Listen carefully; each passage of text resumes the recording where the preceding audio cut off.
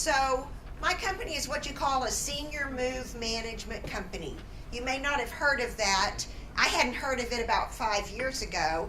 And at that time, when I entered the field, it was what we would call a cottage industry. Now there were about 900 senior move management companies across the country. We're part of a national association, and so what that does for us is it gives us the opportunity to be well educated on what we do. And I always say, moving ain't rocket science, right? But there are some special skills that we can bring to the table. It also helps us just talk about the ethics of helping folks move and the specialization of senior care. And it greatly helps us with a lot of the moves, as an example, that we've done with Blue Skies residents who are moving from out of town or out of state. Through our network of senior move managers, I can partner with someone from another city and do a cross-state move or a cross-town move. We're doing one today, as a matter of fact. I work closely with a company in Austin called Life's Next Steps. The owner, Linda, her team packed our resident in the Austin area. My guys took 2 trucks up yesterday, loaded the trucks. They're here on campus this morning, unloading the trucks, and then my team will come in and finish unpacking over the next day and a half, 2 days. So we can do that across the country. So that's what we represent, is a senior move management company as well as a licensed moving company that can work within the state of Texas. So moving is stressful, right? When someone calls me, within about the first 10 words, they tell me I'm overwhelmed. So I realized all I say here is moving, moving, moving, moving. So that's raising your stress level, right? Because we're already talking about very stressful things. And it is super stressful. Even you folks who have led military lives and you've moved on average, what, 30 times? Anybody top that? That's a lot of moving. And not just military, but we have a very mobile society now. People move a lot. I would say this move is probably unlike any other move you've done before. Let's face it, we're older now than the other times we've moved, right? And a lot of my clients say, Peggy, this is my last move. You know, so there's something, a finality about it, though that's probably not true. It's probably not the last move. But for all those reasons and many others that I'll talk about, it's a very stressful time. So this is, you know, as Chip said, we want you to come fully prepared for your move wherever and whenever you're planning to move. Think through it. Think about why you're moving, where you're going to move to, when you're going to move, how you're going to move. And then use experts that are available to you to help you through those decisions. I've talked about the role of a moving coordinator like myself, and we're going to talk about that a little bit more. Jennifer's talked about the valuable role that your realtor can play in advising you. You've got community representatives here among the marketing and sales team that have helped many, many hundreds of people that are in your same shoes with their moving decisions. Blue Skies has a moving coordinator on site. Her name is Danielle, and she and I are sometimes, or she and my team are sometimes joined at the hip in coordinating moves to make it easier on new residents. You've got financial advisors, you've got attorneys, you've got your family that you can ask for advice, and then you do whatever you want to anyway, right? That was for Mason. So why is it so difficult? You know, there is a category or a diagnosis called relocation stress syndrome.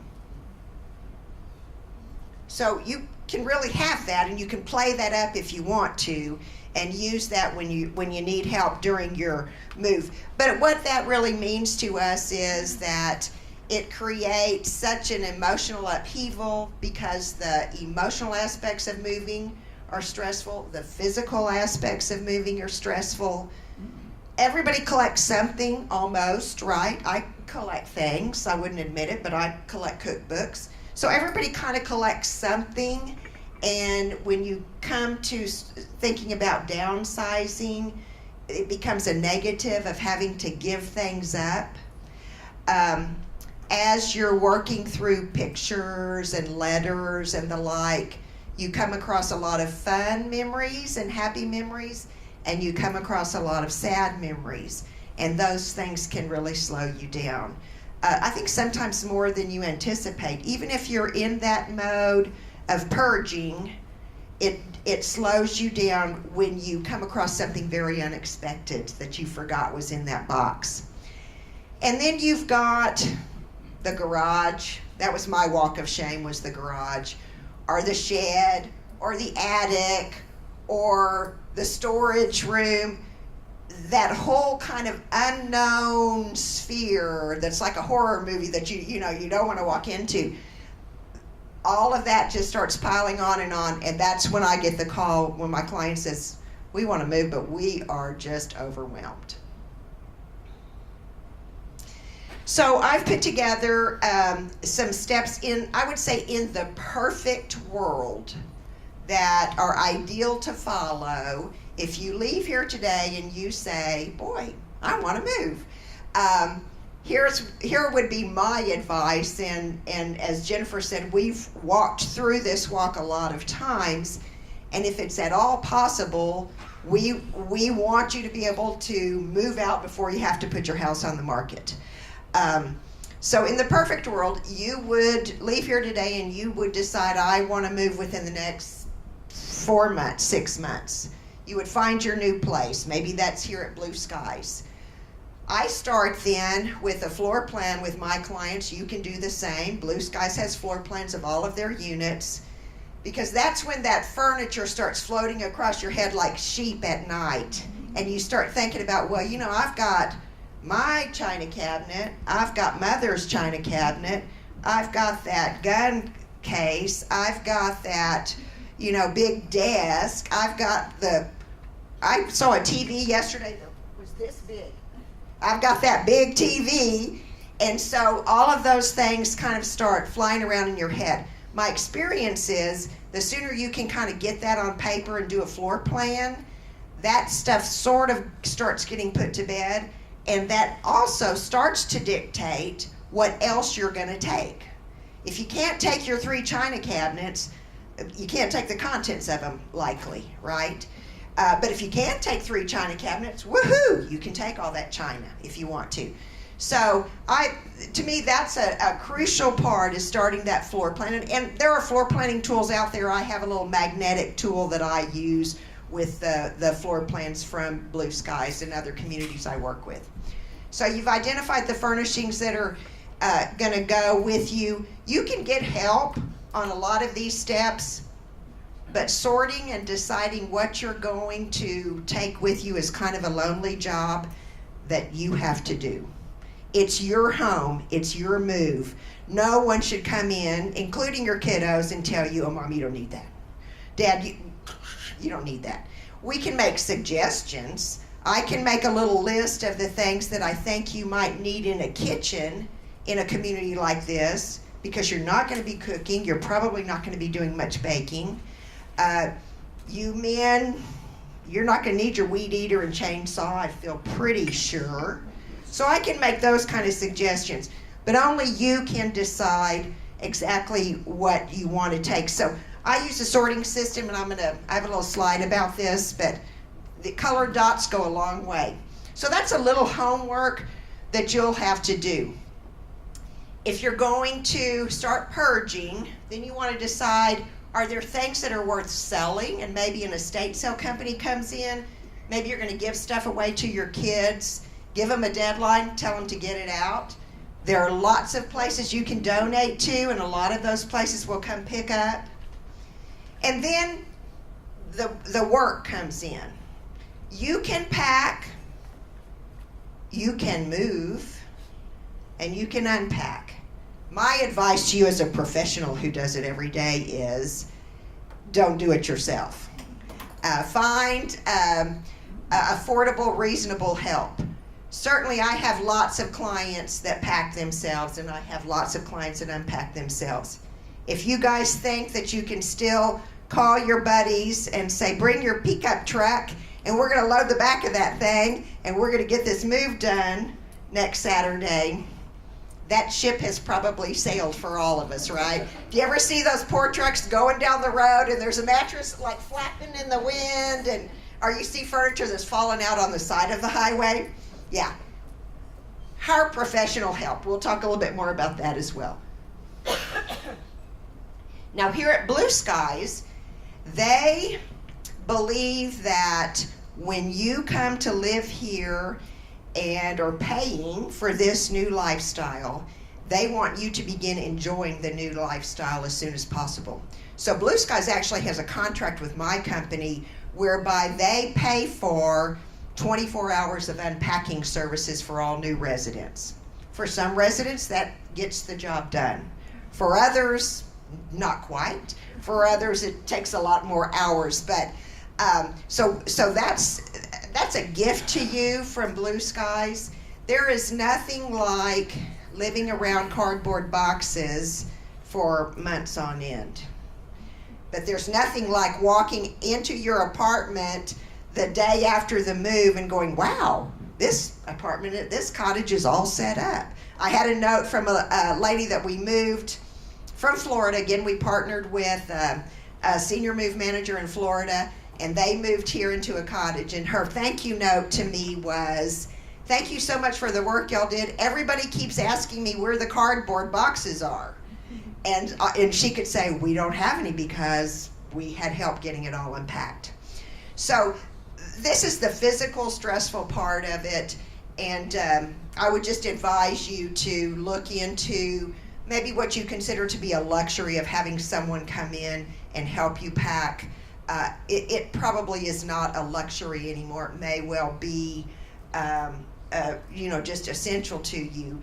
First, one of the very first jobs I was in this kitchen on my stomach, trying to reach into the very back of this lower cabinet. And my thought was, now my 86-year-old client could no more have gotten on her, I could barely get off my stomach to get out, but she could not do that, and she didn't have help. So there are certain things that you just won't physically be able to do. So look for some reputable help in doing that. I do want to say a word about working with estate sales. I work with several of them. You want to study that contract with an estate sale company carefully. There are many, many estate sale companies out there. Many of them charge differently. Many of them are not great record keepers.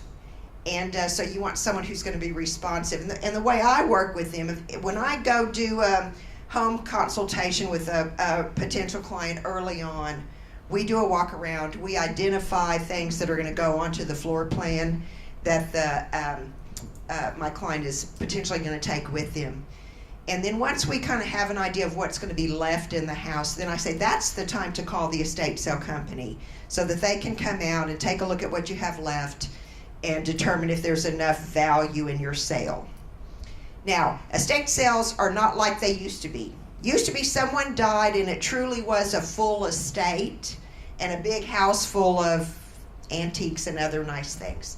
Now estate sales are 3 or 4 on your block or in your neighborhood every weekend, and they're a little more like garage sales. So my advice is go into that. If you are clearing out a house and you do have enough for an estate sale, go into it with the mindset that even if I don't make much money on it, I'm coming out ahead. Because when you walk away from your house, when you've picked up all the things that you want to move with you, furnishings and possessions, your opportunity is to say, estate sale company, take the rest of it away. If you had to pay somebody to clear out a house, even to box and bag it, as the donation companies require, that's going to cost you some money. So I see estate sale companies as a money saver in many cases, as long as you don't go into it thinking, ooh, I'm going to make $20,000 on this sale. Maybe, but probably not likely. But usually those estate sale companies can give you an idea of the value of the sale. So you go through all of that. That's when Jennifer comes and takes pictures. Again, in the perfect world. But there's so many advantages, as Jennifer pointed out, to being able to get yourself taken care of first, and then let the sale of the house and all those potential buyers tromp through. You're just ahead of the game if you're able to do that. So common mistakes I've seen in working with clients is those that wait too long and call me and say, can you do my move next week? Oh, by the way, it's a holiday weekend. So some people literally do wait too long and just think that that's all going to happen. Or starting too early. You know, I'm going to move, but I'm probably not going to move for a year. Well, the reality is you're probably not going to do anything for 9 months, right? Going cheap. I'm going to have Mason in a minute talk just a little bit about licensed moving companies. In moving, you get what you pay for. So you want to vet your moving company carefully.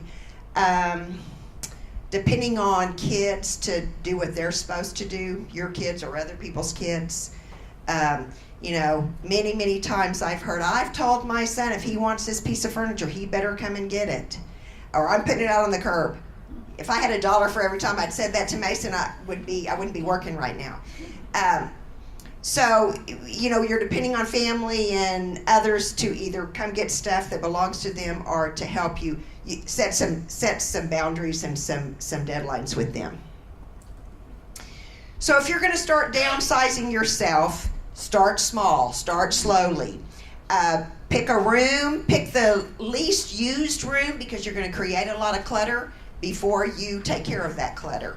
Start small. Don't plan to do it all in 3 days. It's not going to happen. This is my piano that I carried around for about 6 moves, and I probably paid about $200 extra on each move to move it. It was never in tune. I never played it, and in the end, I had to give it away.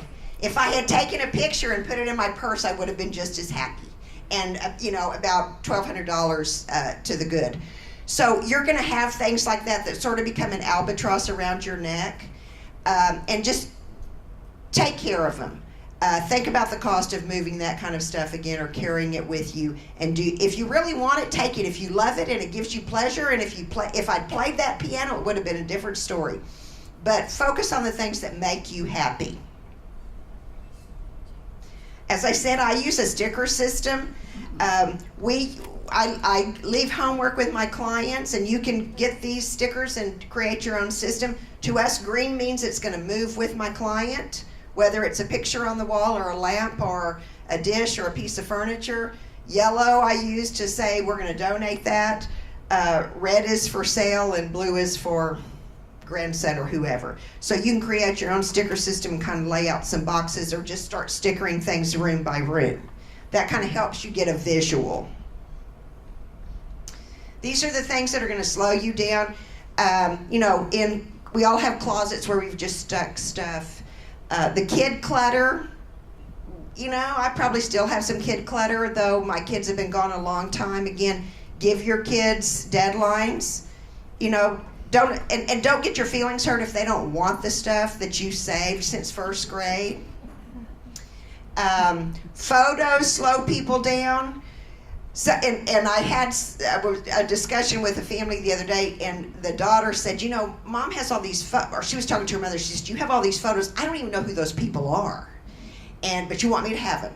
So, and so we were talking about how to get rid of them. So my aunt called me on Saturday, and she said, I have some photos that I think you would like, and I'm going to send them to you. And I said, oh, what'd you find? And she started naming these people, and I had no idea who they were, and I said, go ahead and send them to me, Aunt Ethel. She's not going to know what I do with them. Right. So that's the approach I suggest to you. Get that burden off your back, give it to your kids or your granddaughters who might enjoy going through those albums. You don't care what they do with them. And let them know, look through them once. If you want to throw them away, not going to hurt me, just don't tell me about it. So those become a burden at some point. Take the ones you love, manage them some way, but you don't have to keep 100-year-old pictures of people with those bowl cuts and you have no idea, even if they were related to you. Collectibles, as I said, everybody collects something. They're not worth what you might think they are. Beanie Babies, and I still have some clients that have Beanie Baby collections. They are not worth, well, maybe 10 cents in a garage sale.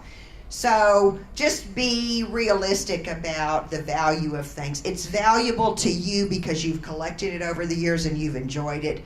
Continue to enjoy it. I had a client with 1,000 elephants. She knocked it down to 200. So when your collection needs to come in line with the size of your new home. Everybody has a walk of shame. It's the garage, it's the shed, the attic that I've talked about. Those are the things where you truly may need some help to come in and let somebody pull that stuff out for you so you can go through it. Papers, I've got a little scheme here. I'm going to show you in a moment. So recycle, resell, donate. There are so many needy people in our world, and there are so many charities that will take almost everything that we cast off. We take bags of shampoos and hotel bars of soap and that kind of thing to Haven for Hope. The homeless folks that they serve have nothing. And so they'll take half-open bottles of lotion and shampoo and that sort of thing. So there's always a place to donate. One thing I do want to say is when it comes down to a timeline and a time crunch, take the path of least resistance. Many times you'll have books that you want to donate to the library and maybe some military memorabilia that you want to give to the ROTC, and maybe some music that you want to give to the symphony organization, and maybe some other books over here that are special that you want to send back to the university you went to. There will be a time when you run out of time to do all of that. Those are nice things to do, and if you're committed to that, do that early and take care of those things. At some point, you're going to move, and you just are going to have to take the path of least resistance. That sounds cold, and I try and help folks honor the things and directions they want to send things. But the reality is you got to take care of yourself. And if worst case scenario, you give it to your kids, tell them they better come get it. So there's several slides here. One of the things that I think bog a lot of people down is organizing their paperwork, and it usually is on a desk or a table about like this, and there's no scheme for organizing it, right? So I had a client one time. I was told she was a little bit of a paper hoarder. So when I went into her home, she had stacks of paper on this like 9-foot sofa that dated back to 1972. And so we were helping her go through paper and identify what she needed to keep. And she had this old chair that had the springs coming out of it, and it had belonged to a relative of hers, and she didn't want to get rid of the chair. So we were looking at ways to have the chair redone, etc. So when I went back the next day, she was using the springs that were coming out of the chair as kind of a paper sorter. I thought, man, that is a brilliant idea. It's like Pinterest. But paper gets away from everyone, and it doesn't quit coming, right? Just when you think you're ahead of it, you open the mail and there's a bunch more. So there's several slides in your handout that just give you a scheme for organizing paper and important documents. And I won't go through that now, but these are the categories. And then it gives you ideas of what things you want to keep within each category. You can get organizers at Target and other places that already have the categories in there, or you can set up your filing cabinet. So this should be you, or with turned over, I guess. Just work at it at a steady pace. If you are thinking about moving today, and you probably are, you probably wouldn't be here, go home and start thinking about if you had 3 months or 6 months before your move, lay out a plan for tackling that extra guest room where all your crafts are? Or what are you going to do about that attic that you're not sure what it contains anymore? So just kind of lay out your plan and start getting yourself organized. I want Mason just to say a little word about moving companies in our state. Texas DMV is kind of the regulator for moving, what I'm in charge of here at Generations, and we make sure and try and follow all the laws, and we make sure that y'all know who and what are following the laws, right? So Texas DMV gives out this pamphlet. Your licensed movers are required to give it to you, whether it be by email or they give it to you when you meet them. They will have this pamphlet available. There's a website on here, texasdmv.gov. You can go and check every single mover in Texas to see if their license and insurance is current or if they have it at all. I very much recommend that you do that because there's a lot of rogue movers out there that aren't insured, that aren't licensed, and if they aren't like that, then who knows what they could do with your stuff, right? So as we go through here, we have these available on our table over there, and you can check them out. The first thing in here is a little word about choosing your mover. Go to the website, look up their information. Also, you want to make sure and go in here and check out their contract. When they offer you a contract, they're going to want to see all your items. They're going to walk through your house, do your, the follow through, see what furniture is going. Peggy will do the floor plan for you. We'll come and check it out and take an inventory. As you start to price your move, you want to make sure and know everything that's going with you, everything that's staying, everything that's getting donated. Because if you start to add stops, you add items, let's say you buy a bed, something's coming in, a piece of furniture, and it needs to be moved as well. All those little things are going to change your contract, and that's when the movers are kind of heartless and they hit you with that big bill at the end that's way over what the estimate you thought it was going to be. Additional stops. That is going to be where a lot of the cost is going to be. The mileage for those trucks, as we all know, gas is cheap now, but as gas prices came down, the movers' prices and fees didn't come down with it, right? Nobody's going to start collecting less. So make sure you check out the stops. There's some information on the claims. Damages happen on every move, right? No matter what happens, something is going to get damaged. So the liability insurance for companies is 60 cents per pound per article. That's not very much for a big screen TV or a computer, right? That's, you have a laptop that weighs 2 pounds, that's $1.20 that the movers are required to shell out to you. So a lot of companies do insurance, it's called valuation, and you can ask them about those services. It's just basically you pay a premium and they will bring up your insurance from 60 cents per pound on all your stuff. And does anybody have any questions about moves? I can answer some questions. Anybody? What about for Peggy? There's some brochures over here that explain a little bit more about senior move management and de-stressing your move. I've got all kinds of resources. If you walk out of here just totally stressed out because we said move a million times and it raised the hair on the back of your neck, I've got lots of resources that can help you. We always do a free consultation, and my approach is this: if I come to your home and talk to you about what moving is all about and some of the steps you might take, even if you never hire us for a minute, if I can impart some good information for you, then all the better.